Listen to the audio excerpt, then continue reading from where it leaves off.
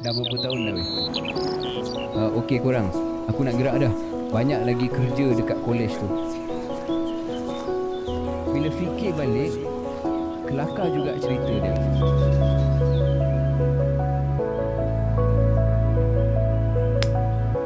Faham tak semua?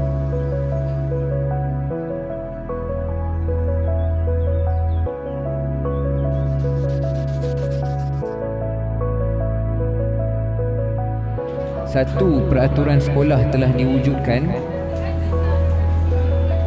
untuk memulaukan 7 orang pelajar di sekolah ini. Aku Syahid, salah seorang daripada mereka. Bosan sangat ke kelas kita ni?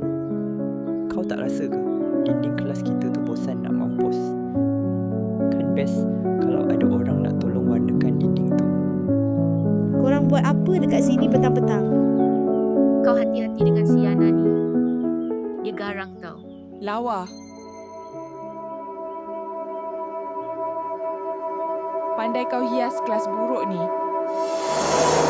Even kau rasa kau useless kan? Kau hidup je. At least kau tak pergi buat jahat. Sorry lah. Kita orang dah tak tahan dengan sekolah ni.